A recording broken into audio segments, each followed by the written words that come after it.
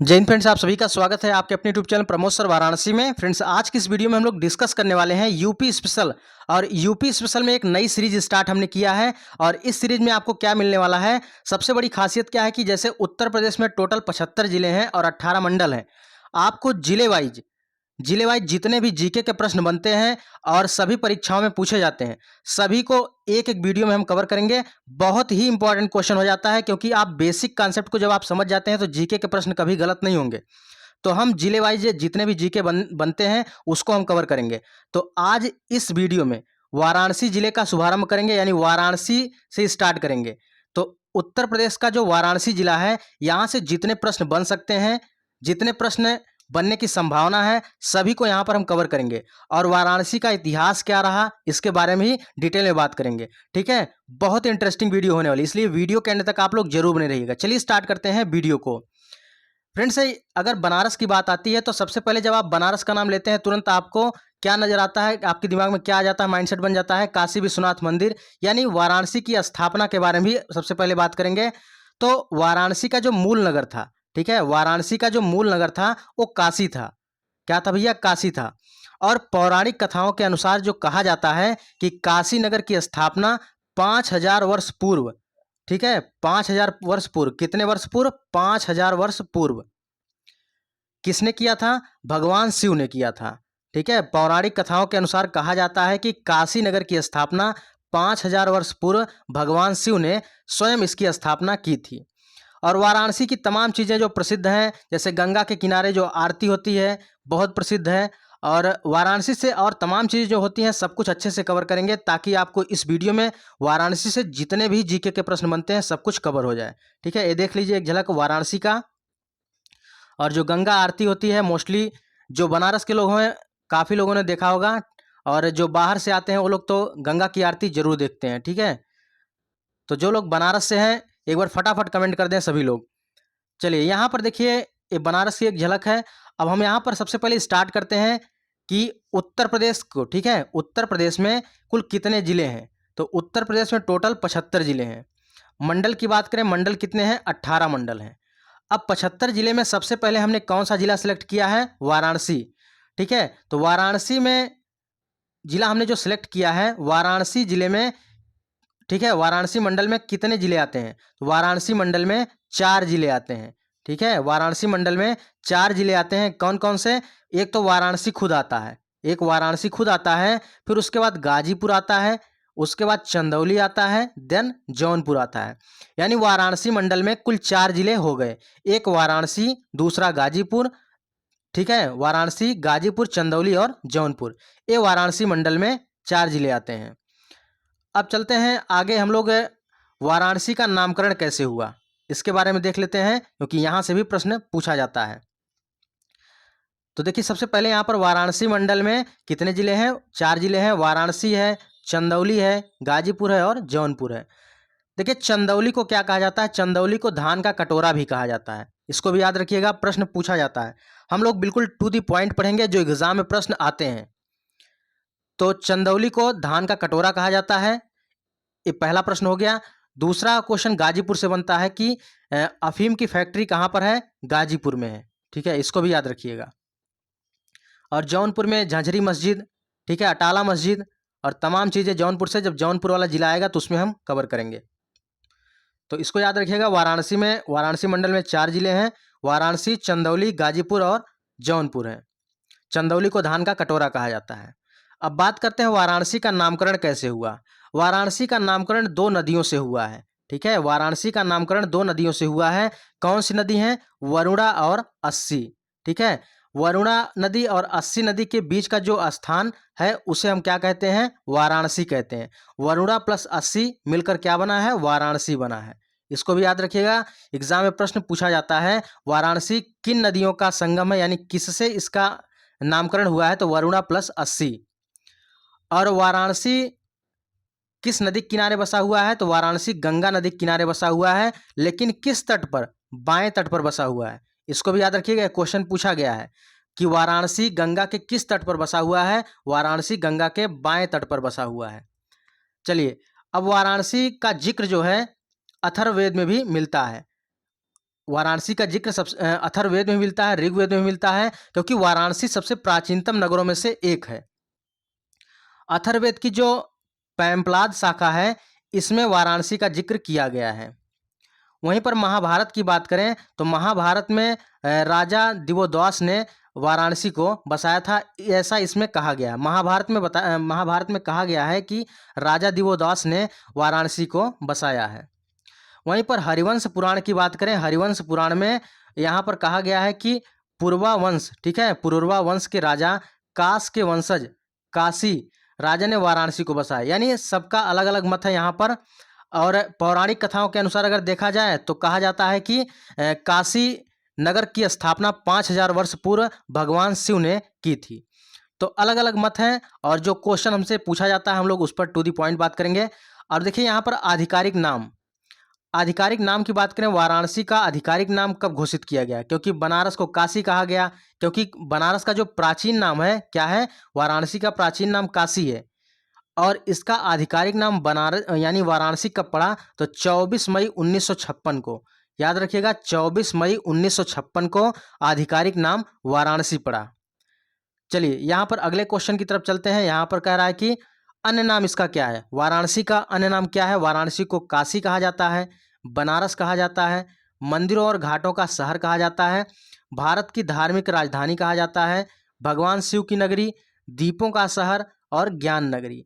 तो याद रखिएगा, ज्ञान नगरी इंपॉर्टेंट है, क्योंकि अगर आएगा क्वेश्चन कहेगा ज्ञान नगरी किसे कहा जाता है? प्रयागराज, वाराणसी, अयोध्या और कुछ ऑप्शन रहेगा, तो प्रयागराज पे टिक मत करिएगा, ज्ञान नगरी वाराणसी को ही कहा जाता है। तो याद रखिएगा, बहुत इंपॉर्टेंट है। चलिए आगे चलते हैं हम लोग। काशी विश्वनाथ मंदिर, जब बनारस में आते हैं तो बनारस में सबसे पहले काशी विश्वनाथ मंदिर बहुत प्रसिद्ध है। तो काशी विश्वनाथ मंदिर का एक बार हम लोग क्या करते हैं, दर्शन कर लेते हैं। ये देखिए काशी विश्वनाथ मंदिर है, ठीक है, काशी विश्वनाथ मंदिर है। अब इसके बारे में जो डिटेल जानकारी है इसको यहाँ पर हम डिस्कस करते हैं। बात करते हैं काशी विश्वनाथ मंदिर, इसका निर्माण किस वर्ष किया गया था? तो काशी विश्वनाथ मंदिर का निर्माण 1780 में हुआ था। कब हुआ था भैया? 1780 में काशी विश्वनाथ मंदिर का निर्माण हुआ था। किसके द्वारा किया गया था? तो इंदौर की महारानी थी अहिल्याबाई होलकर। कौन थी भैया? अहिल्याबाई होलकर थी। इन्हीं के द्वारा काशी विश्वनाथ मंदिर का निर्माण कराया गया था।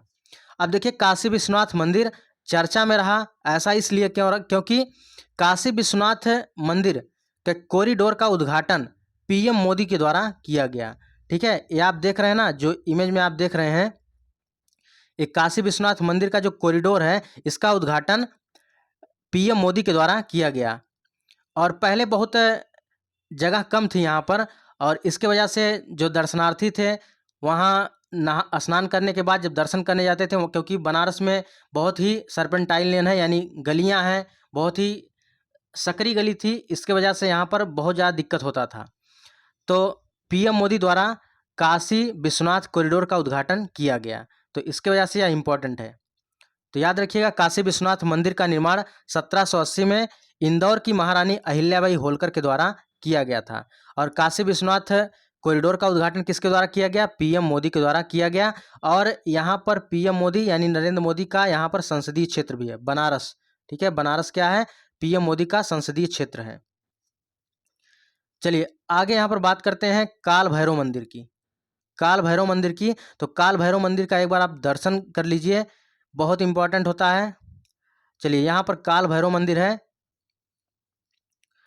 चलिए काल भैरव मंदिर का जो कहा जाता है यह शिव का ही रूप है। काल भैरव मंदिर शिव का ही रूप है, और इन्हें काशी का कोतवाल भी कहा जाता है। ठीक है, काशी का कोतवाल किसको कहा जाता है? काल भैरव मंदिर को कहा जाता है। ठीक है, काल भैरव को कहा जाता है, तो काल भैरव को काशी का कोतवाल कहा जाता है। चलिए आगे चलते हैं देवी अन्नपूर्णा मंदिर। देवी अन्नपूर्णा मंदिर और स्थापना कब हुई थी? 1725 में हुई थी। मराठा सरदार पेशवा बाजीराव प्रथम ने इस मंदिर का रिनोवेशन किया था। रिनोवेशन का मतलब जीर्णोद्धार करवाया था। तो 1725 में मराठा सरदार पेशवा बाजीराव प्रथम ने देवी अन्नपूर्णा मंदिर का जीर्णोद्धार करवाया था। अब यहाँ पर अन्नपूर्णा मंदिर का एक बार आप दर्शन कर लीजिए। श्री अन्नपूर्णा मंदिर, ठीक है, ये श्री अन्नपूर्णा मंदिर है, और ये है अन्नपूर्णा देवी। और यहाँ पर 1725 में मराठा सरदार पेशवा बाजीराव प्रथम ने इस मंदिर का रिनोवेशन करवाया था। चलिए आगे चलते हैं, दुर्गा कुंड मंदिर की बात करते हैं। ठीक है, दुर्गा कुंड मंदिर की बात करते हैं। दुर्गा कुंड मंदिर, चलिए दुर्गा कुंड मंदिर यहाँ पर देखिए, ये है दुर्गा कुंड मंदिर। और पीछे देखिए मंदिर है और सामने इसके क्या है, सामने इसके कुंड है। पीछे दुर्गा जी का मंदिर है और सामने कुंड है। तो यहाँ पर दुर्गा कुंड मंदिर जो है बंगाल की रानी, ठीक है, बंगाल की रानी भवानी ने 18वीं शताब्दी में मंदिर और कुंड का निर्माण करवाया था। तो बंगाल की रानी भवानी ने, याद रखिएगा, नाम याद रखिएगा, बंगाल की रानी भवानी ने 18वीं शताब्दी में मंदिर और कुंड का निर्माण करवाया था। ठीक है, किस मंदिर का? दुर्गा कुंड मंदिर का निर्माण करवाया था। अब देखिए कुंड जो है सामने है, आप देख रहे हैं ना, कुंड सामने है और मंदिर पीछे है। तो कुंड और मंदिर का निर्माण जो है बंगाल की रानी भवानी ने करवाया था। चलिए आगे है भारत माता का मंदिर। क्या है? भारत माता का मंदिर। और इसका लोकार्पण कब किया गया था? एक बार भारत माता मंदिर आप देख लीजिए, तब अच्छे से समझ में आएगा। भारत माता का मंदिर ये है और इसमें अपना जो कंट्री का मैप है इसको यहाँ पर दिखाया गया है। और इसमें जो जीके का प्रश्न बनता है इसको आप देख लीजिए कैसे बनता है। भारत माता का मंदिर लोकार्पण कब हुआ था? 1936 में महात्मा गांधी द्वारा किया गया था। याद रखिएगा, भारत माता मंदिर का लोकार्पण 1936 में महात्मा गांधी जी के द्वारा किया गया था। और निर्माण किसके द्वारा किया गया था? निर्माण बाबू शिव प्रसाद गुप्ता जी के द्वारा किया गया था। बाबू शिव प्रसाद गुप्ता जी के द्वारा किया गया था। भारत माता मंदिर का स्थान कहाँ पर है? यह MGKV में है, यानी महात्मा गांधी काशी विद्यापीठ में भारत माता मंदिर है। और यहाँ पर देखिए महात्मा गांधी काशी विद्यापीठ के अगर संस्थापक की बात करें तो बाबू शिव प्रसाद गुप्त ही हैं। तो दोनों प्रश्न पूछा जाता है, अच्छे से याद रखिएगा। इसकी विशेषता क्या है भारत माता मंदिर की? तो इस मंदिर में किसी देवी देवता की मूर्ति नहीं है। इसकी सबसे बड़ी विशेषता है कि इस मंदिर में किसी देवी देवता की मूर्ति नहीं है, बल्कि संगमरमर पर उकेरा गया अखंड भारत का 3D भौगोलिक मानचित्र है। अच्छे से याद रखिएगा, पूछेगा भारत माता मंदिर को किसके द्वारा उकेरा गया है? तो यह संगमरमर पर उकेरा गया है। ठीक है, संगमरमर पर। तो इससे अच्छे से याद रखिएगा, यह किसी भी देवी देवता का मूर्ति नहीं है। यहाँ पर यह संगमरमर पर 3D में जो है भारत के भौगोलिक मानचित्र को उकेरा गया है। चलिए आगे चलते हैं हम लोग। यहाँ पर हम लोग का एक क्वेश्चन हो गया है। चलते हैं मार्कंडे महादेव। ठीक है, मार्कंडे महादेव मंदिर। और यहाँ पर एक बार आप दर्शन कर लीजिए मार्कंडे महादेव मंदिर का। चलिए यहाँ पर मार्कंडे महादेव मंदिर के बारे में थोड़ा डिटेल से देख लेते हैं। मार्कंडे महादेव मंदिर का जब बात करते हैं तो मार्कंडे एक ऋषि थे। ठीक है, मार्कंडे एक ऋषि थे और इनकी आयु जो है बहुत अल्प थी। इनकी आयु जो है बहुत अल्प थी और इनकी आयु कितनी बताई गई थी? मात्र 16 वर्ष बताई गई थी। और मार्कंडे एक ऋषि थे और जिनकी आयु बहुत अल्प थी, यानी 16 वर्ष थी। और इनकी आयु बहुत कम होने के कारण इनके माता पिता बहुत ही दुखी थे, बहुत परेशान थे। तो ऐसा ब्रह्मा जी के द्वारा बताया गया, ऐसा पौराणिक कथाओं के अनुसार कहा जाता है, ब्रह्मा जी के द्वारा बताया गया। और उसके बाद जो मार्कंडे जी थे इन्होंने क्या किया? कैथी नामक स्थान पर, ठीक है, कैथी नामक स्थान पर महामृत्युंजय मंत्र की रचना की। ठीक है, कैथी नामक स्थान पर महामृत्युंजय की रचना की। और जो महामृत्युंजय मंत्र है, जब इनका जप करना शुरू कर दिए, उसी समय भगवान शिव जो है प्रकट हुए, ऐसी मान्यता है। और उसके बाद इनको जो है, इनकी आयु जो है दीर्घ हो गई, ऐसा बताया जाता है। और इसी के लिए सब लोग जाते हैं कि अपनी दीर्घ आयु के लिए यहाँ पर मार्कंडे महादेव मंदिर जाते हैं। अपनी आयु की जो है लंबी आयु के लिए यहाँ पर मार्कंडे महादेव मंदिर सब जाते हैं। ठीक है, इसको अच्छे से याद रखिए, ऐसी ही पौराणिक कथा इसको ऐसे बताया गया है। चलिए अगला है सूर्यवेद मंदिर। सूर्यवेद मंदिर कहाँ पर है? वाराणसी में है। और हाल ही में जो पेपर हुआ था उत्तर प्रदेश पुलिस का, यह मंदिर पूछा गया था सूर्यवेद मंदिर उत्तर प्रदेश के किस जिले में है? तो यह वाराणसी जिले में है। और वाराणसी जिले में है तो यहाँ पर काशी, देखिए यहाँ पर सूर्यवेद मंदिर से जितने क्वेश्चन बन सकते हैं सब कुछ यहाँ पर हम डिटेल से बात करते हैं। यह 64,000 वर्ग फीट में बना मंदिर है। ठीक है, सौरवेद मंदिर 64,000 वर्ग फीट में बना मंदिर है और इसका उद्घाटन नरेंद्र मोदी जी के द्वारा किया गया। इसकी ऊंचाई की बात करें तो 180 फीट इसकी ऊंचाई है और 4,000 दोहे लिखे हैं दीवारों पर। दीवारों पर कितने दोहे लिखे हैं? 4,000 दोहे इस पर लिखे गए हैं। वहीं पर 20,000 साधक एक साथ यहाँ पर साधना कर सकते हैं।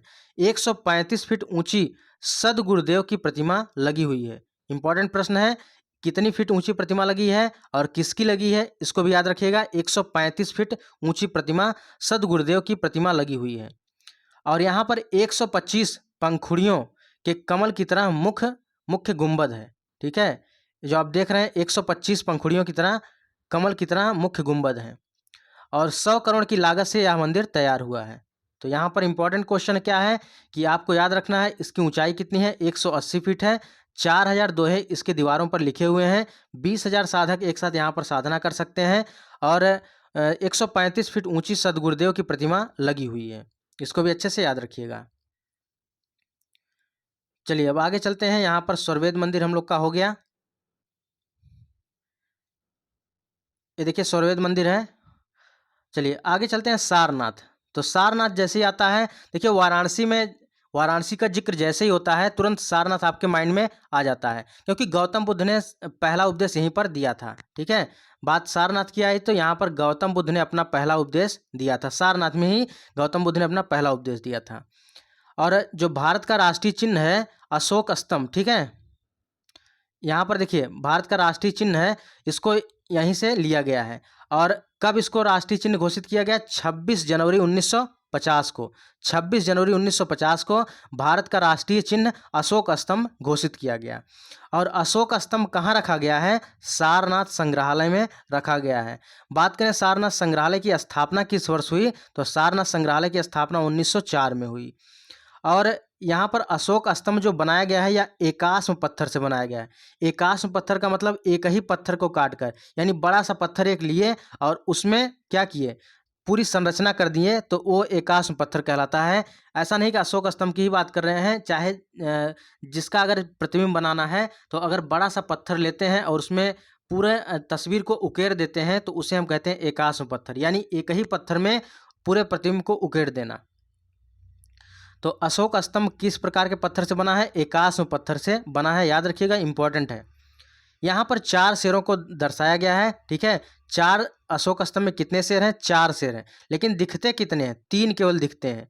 अब यहाँ पर एक बार आप देख लीजिए, ये आपके अशोक स्तंभ, ठीक है, यहाँ पर 4 शेर नहीं है। ठीक है, यहाँ पर 1 2 3, यहाँ पर 3 शेर दिख रहे हैं और जो चौथा शेर है वह पीछे की तरफ है, यानी कुल टोटल शेरों की संख्या 4 है, लेकिन दिखते कितने हैं? 3 है। तो क्वेश्चन पूछता है कि अशोक स्तंभ में कितने शेर हैं, तो आप बताइएगा 4। लेकिन अगर पूछे कि अशोक स्तंभ में कितने शेर दिखते हैं, तो 3 दिखते हैं। ठीक है, आपने देख लिया होगा, 3 शेर दिखते हैं। यहाँ पर आप देख लीजिए सारनाथ म्यूजियम जो है, आप यहाँ पर गए होंगे जरूर, सारनाथ म्यूजियम एक बार आप जरूर जाइए। और यहाँ पर देखिए जो इसके नीचे वाला भाग है यह अवांगमुखी कमल है। ठीक है, यानी कमल का जो उल्टा हिस्सा होता है, कमल को आप उल्टा कर देंगे तो उसी को बोलते हैं अवांगमुखी कमल बोलते हैं। तो यह सारनाथ म्यूजियम है। और यहाँ पर देखिए 4 शेरों के बारे में जो जिक्र किया गया है, यह आत्मविश्वास, अधिकार, साहस और शक्ति के प्रतिरूप हैं। और इसके नीचे घंटे के आकार का जो अवांगमुखी कमल है उसमें किन जानवरों का प्रतिबिंब उकेरा गया है, तो यहाँ पर हाथी, घोड़ा, बैल और सिंह का चित्र दर्शाया गया है। और किस मुद्रा में? दौड़ती हुई मुद्रा में चित्र दर्शाया गया है। यहाँ पर आप देख लीजिए। ठीक है, यहाँ पर आप देख लीजिए ताकि अच्छे से समझ में आ जाए।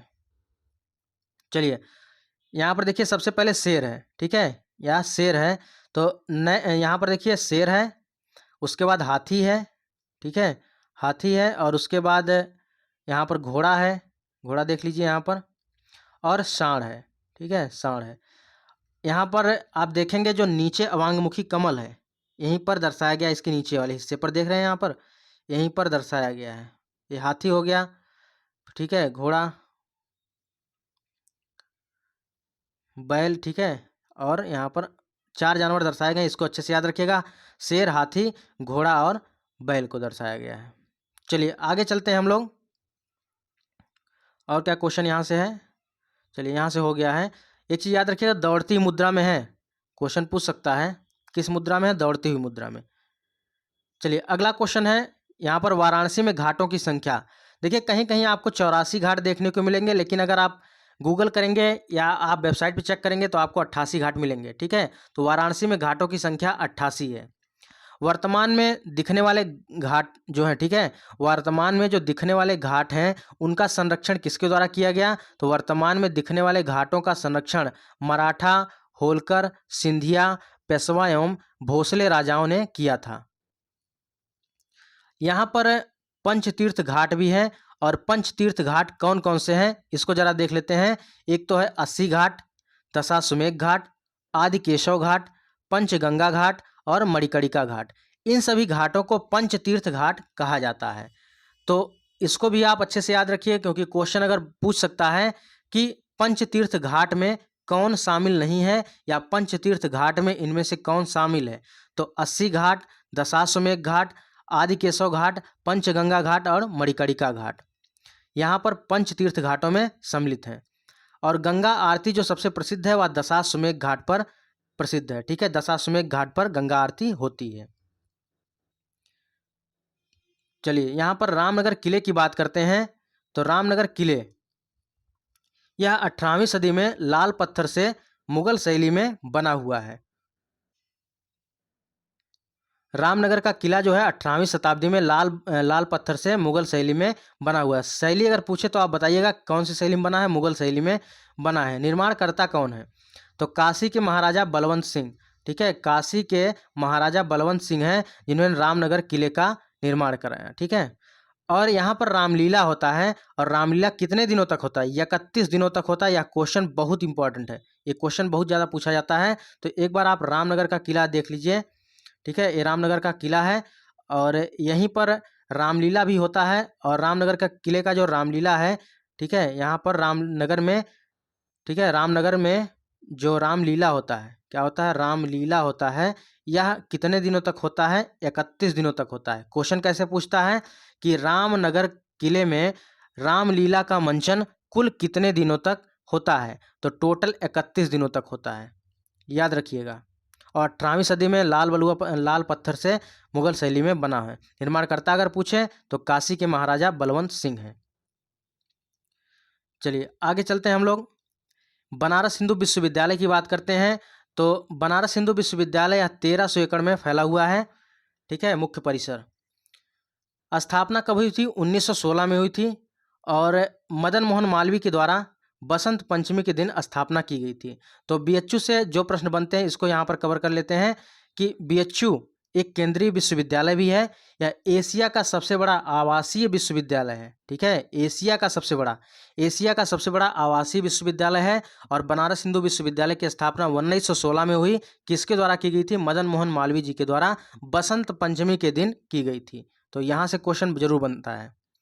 चलिए अगला क्वेश्चन है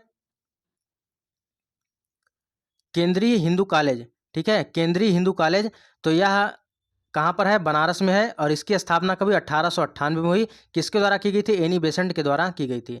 तो केंद्रीय हिंदू कॉलेज की स्थापना बनारस में 1898 में एनी बेसेंट जी के द्वारा की गई थी। चलिए ये रहा काशी हिंदू विश्वविद्यालय। अब यहाँ पर कुछ चीज़ें और हैं जिसको जीआई टैग वगैरह मिला है, इसको भी देख लेते हैं। जैसे बनारसी साड़ी। ठीक है, बनारसी साड़ी को 2009 में जीआई टैग दिया गया। देखिए जीआई टैग जो होता है जियोग्राफिकल इंडिकेशन होता है, यानी किसी विशेष क्षेत्र में जो चीज़ विशेष रूप के लिए प्रसिद्ध होती है उसे जीआई टैग दिया जाता है। तो अगर किसी चीज़ को जीआई टैग दे दिया जाता है तो वह उस क्षेत्र का एक क्या होता है कि वह प्रसिद्ध हो जाता है, फेमस हो जाता है। और जो जीआई टैग होता है 10 वर्षों के लिए दिया जाता है। चलिए, तो यहाँ पर जो बनारस की साड़ियाँ हैं वह उसको जीआई टैग दिया गया है। बनारस की साड़ियों के लिए बनारस भी प्रसिद्ध है। और यहाँ पर रेशम और कढ़ाई की जाती है। जो बनारस की साड़ियाँ होती हैं इसमें रेशम और कढ़ाई की जाती है, या रेशम की साड़ी होती है और इस पर कढ़ाई भी की जाती है। और गहन गुथाई द्वारा फूल पत्तियों का रूपांकन, कलसा एवं बेल, सीधी पत्तियों का तार, जिसे बाहरी छल्लर भी कहा जाता है। ठीक है, यहाँ पर एक झलक आप देख लीजिए और अच्छे समझ में आ जाएगा।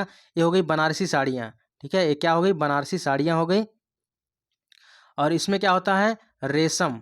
ठीक है, रेशमी साड़ियाँ होती हैं, रेशमी सिल्क के लिए यह प्रसिद्ध है और इसमें कढ़ाई वगैरह की जाती है। चलिए आगे चलते हैं। अन्य उत्पाद क्या हैं बनारस के, जैसे लकड़ी के खिलौने हो गए, गुलाबी मीनाकारी हो गई, ये बनारस के प्रमुख उत्पाद हैं। और हाल ही में तिरंगी बर्फी को जीआई टैग दिया गया। ठीक है, हाल ही में तिरंगी बर्फी को जीआई टैग दिया गया। तो तिरंगी बर्फी कैसी है एक बार थोड़ा देख लीजिए ताकि आपको अच्छे से समझ में भी आ जाए। ये देखिए भैया तिरंगी बर्फी है और देख के मुंह में पानी आ गया होगा। ठीक है, ज़बरदस्त है और इसका स्वाद बहुत ज़बरदस्त होता है, तो आप लोग एक बार ज़रूर इसको चेक करिएगा। चलिए बनारसी बर्फ़ी यानी तिरंगी बर्फ़ी, इसको हाल ही में जीआई टैग दिया गया है, तो इसकी वजह से इम्पॉर्टेंट है। तो यह पूछा जाएगा, ज़रूर पूछा जाएगा कि तिरंगी बर्फ़ी को हाल ही में जीआई टैग दिया गया है, यह किस ज़िले का है? तो वाराणसी का है। ठीक है, वाराणसी के तिरंगी बर्फ़ी को जीआई टैग दे दिया गया है। देखिए वाराणसी की अगर बात करें, वाराणसी में और जीआई टैगों की संख्या सबसे अधिक हो गई है। ठीक है, वाराणसी में जीआई टैगों की संख्या सबसे अधिक हो गई, यहाँ पर 38। और यहाँ पर ब्रोकेड और म्यूरल पेंटिंग्स इन सबको जीआई टैग दिया गया है और तमाम चीज़ें हैं। चलिए यहाँ पर देखिए तिरंगी बर्फ़ी को तिरंगी इसलिए कहा जाता है क्योंकि यहाँ पर देख रहे हैं 3 रंग हैं। कौन कौन से? यहाँ पर 3 रंग है। ऊपर देखिए कलर दूसरा है, बीच में सफ़ेद है, नीचे यहाँ पर दूसरा कलर है। ठीक है, यहाँ पर 3 रंग है, इसीलिए इसे तिरंगी बर्फ़ी कहा जाता है और इसे हाल ही में जीआई टैग दिया गया है, तो इसकी वजह से यहाँ क्वेश्चन ज़रूर पूछा जाएगा। चलिए अब आगे हम लोग चलते हैं जो इम्पोर्टेंट फैक्ट्स हैं। अब इसके बाद हम लोग जितना पढ़े हैं उसके बाद एमसीक्यू टाइप में क्वेश्चन भी लगाएंगे ताकि हम लोग का कितना क्वेश्चन सही होता है। देखिए इंपॉर्टेंट क्वेश्चन क्या है, वाराणसी नगर निगम में शामिल है। ठीक है, पूछता है कि इसमें से कौन सा जिला नगर निगम में शामिल है, तो वाराणसी नगर निगम में शामिल है। अगर नगर निगम की बात करें तो कितने उत्तर प्रदेश में कितने नगर निगम है? 17 नगर निगम है। चलिए यहाँ पर कुछ संस्थान है जो बार बार पूछे जाते हैं एग्जाम में, कौन कौन से हैं? जैसे साग भाजी संस्थान, ये कहाँ पर है? बनारस में है। केंद्रीय उच्च तिब्बती संस्थान, ये कहाँ है? ये भी बनारस में है। भारतीय हथकरघा तकनीकी संस्थान, ये बनारस में है और बनारस में कहाँ है? चौका घाट में है। ठीक है, चौका घाट में है, या भारतीय हथकरघा तकनीकी संस्थान चौका घाट में है। राष्ट्रीय बीज अनुसंधान एवं प्रशिक्षण संस्थान, ये भी बनारस में है। ठीक है, तो अच्छे से याद रखिएगा, साग भाजी संस्थान पूछे, केंद्रीय उच्च तिब्बती संस्थान पूछे, या भारतीय हथकरघा तकनीकी संस्थान पूछे, तो यह सभी कहाँ है? बनारस में है। और राष्ट्रीय बीज अनुसंधान प्रशिक्षण संस्थान, ये भी बनारस में है। चलिए नेक्स्ट है भोजपुरी भवन। भोजपुरी भवन और हिंदी राज्य हिंदी संस्थान, ये भी कहाँ है? वाराणसी में है। नेक्स्ट है सर्वाधिक जनघनत्व। सर्वाधिक जनघनत्व की बात करें तो सर्वाधिक जनघनत्व वाला जिला गाजियाबाद है और उसके जस्ट बाद वाराणसी है। इसको भी अच्छे से याद रखिएगा। नेक्स्ट है मुगल सराय रेलवे स्टेशन का नया नाम क्या कर दिया गया है? तो मुगल सराय, ठीक है, मुगल सराय रेलवे स्टेशन का नया नाम पंडित दीनदयाल उपाध्याय रेलवे स्टेशन कर दिया गया। और कब बदला गया? 2018 में बदला गया। ठीक है, 2018 में। और एक स्टेशन का नाम बदला गया, वह है मंडुआडीह। ठीक है, मंडुआडीह रेलवे स्टेशन का नाम क्या कर दिया गया है? बनारस रेलवे स्टेशन कर दिया गया है। ठीक है, तो बहुत लोग कंफ्यूज होते हैं, तो यह मंडुआडीह रेलवे स्टेशन का नाम बनारस रेलवे स्टेशन कर दिया गया। देखिए कैंट वाला रेलवे स्टेशन अलग है और बनारस रेलवे स्टेशन अलग है, बहुत लोग कंफ्यूज हो जाते हैं। ठीक है, और वाराणसी सिटी अलग है। चलिए नेक्स्ट पूछता है डीएलडब्ल्यू कहाँ पर है, यानी डीजल लोकोमोटिव वर्क्स, ये कहाँ पर है? वाराणसी में है। अच्छे से याद रखिएगा, ये भी क्वेश्चन पूछा जाता है। चलिए यहाँ पर हम लोगों ने जितने भी क्वेश्चन अभी तक किए हैं थियोरी के सेक्शन के माध्यम से, इसको हम लोग एमसीक्यू टाइप में लगाते हैं कि हम लोग का कितना क्वेश्चन सही होता है।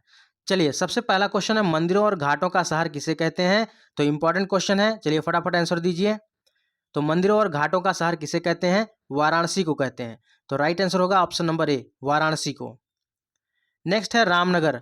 तो रामनगर में रामलीला का मंचन कितने दिनों तक होता है? क्वेश्चन पूछा जा चुका है। तो रामनगर में रामलीला का मंचन टोटल 31 दिनों तक होता है। सही उत्तर होगा ऑप्शन नंबर बी। अगले क्वेश्चन की तरफ चलते हैं। अगला क्वेश्चन है सारनाथ संग्रहालय की स्थापना किस वर्ष हुई? तो सारनाथ संग्रहालय की स्थापना किस वर्ष हुई? इसका आंसर दीजिए आप लोग। तो राइट आंसर होगा ऑप्शन नंबर ए, 1904 में। 1904 में सारनाथ संग्रहालय की स्थापना हुई। नेक्स्ट है वाराणसी। वाराणसी में घाटों की संख्या कितनी है? तो वाराणसी में टोटल घाटों की संख्या 88 है। ऑप्शन नंबर बी बिल्कुल करेक्ट हो जाएगा, 88। नेक्स्ट है बीएचयू यानी बनारस हिंदू यूनिवर्सिटी। ठीक है, इसकी स्थापना किस वर्ष हुई? तो 1916 में हुई। ठीक है, बनारस हिंदू यूनिवर्सिटी की स्थापना कब हुई? 1916 में हुई। तो यहाँ पर जो क्वेश्चन दिए गए हैं सभी का आंसर नीचे आपको मिल जाएगा। तो यह वाराणसी से जितने क्वेश्चन बन सकते थे सभी को हमने अच्छे से कवर किया। वाराणसी का इतिहास क्या है, कैसे इसकी स्थापना हुई, इसका आधिकारिक नाम कब हुआ, यहाँ से जितने क्वेश्चन बन सकते थे, जो संस्थाएं हैं, सब कुछ हमने अच्छे से कवर किया। और यहाँ पर है जैसे कुछ लेखक भी हैं, जैसे मुंशी प्रेमचंद की बात करें, इनका जन्म कहाँ हुआ था, ये भी वाराणसी में इनका जन्म हुआ था और लमही में हुआ था। तो इनकी कुछ रचनाएं भी हैं, रचनाएं भी आप याद रखिए कौन कौन सी रचनाएं हैं। गोदान, गबन, कर्मभूमि, रंगभूमि, ये सभी इनकी प्रमुख रचनाएं हैं। तो इसी के साथ हम लोग का वो जो वाराणसी से रिलेटेड जितने भी प्रश्न बन सकते थे सभी को हमने कवर किया। फ्रेंड्स, एक जरूरी सूचना है, यहाँ पर कंप्यूटर ई बुक के रेफरेंस में और आने वाले टाइम में जितने भी एग्जाम लगे हुए हैं सभी के लिए यह देखते हुए UPSSC के लिए बिल्कुल लेटेस्ट पैटर्न पर आधारित यह ई बुक तैयार की गई है। और इसमें आप जो चैप्टर देख रहे हैं बिल्कुल इसी प्रकार डिजाइन किया गया है। हर एक टॉपिक के बाद PYQ क्वेश्चन रखा गया है। लास्ट में जितने आज तक प्रश्न UPSSC में पूछे गए हैं सभी प्रश्नों का व्याख्या के साथ यहाँ पर क्वेश्चन का कलेक्शन रखा गया है। तो इस ई बुक को लेने का प्रोसेस क्या है, जो स्क्रीन पर नंबर डिस्प्ले हो रहा है 9793661506, इस पर आप 100 रुपये पेमेंट करके और जैसे पेमेंट करेंगे उसका स्क्रीनशॉट इस नंबर पर आपको सेंड करना होगा और अपना नाम और डिस्ट्रिक्ट भी सेंड करना होगा। उसके बाद थोड़ी देर बाद आपको इसका ई बुक प्रोवाइड करा दिया जाएगा। ठीक है। नेक्स्ट दूसरी ई बुक है आपको यूपी जीके की ई बुक है और इसमें जो नेट जितने भी UPSSC के ट्रेंडिंग टॉपिक हैं सभी को अच्छे से कवर किया गया है। और आप यहाँ पर देख सकते हैं जो चैप्टर को दिया गया है सभी चैप्टर को अच्छे से कवर करके हर एक टॉपिक के बाद PYQ क्वेश्चन इसमें भी रखा गया है। और लास्ट में UPSSC से जितने प्रश्न पूछे गए उसका कलेक्शन भी व्याख्या के साथ रखा गया है। और 125 रुपये इसकी प्राइस है। 125 रुपये में 2 ई बुक प्रोवाइड की जा रही हैं। पहली तो यूपी स्पेशल हो गई और दूसरी ई बुक है या यूपी करंट अफेयर। ठीक है, उत्तर प्रदेश करंट अफेयर है और यह 6 मंथ का करंट अफेयर है। जनवरी 2024 से जून 2024 तक यहाँ पर करंट अफेयर का समावेश किया गया है। इसकी अलग ई बुक है, यानी दोनों ई बुक आपको अलग अलग मिलेगी।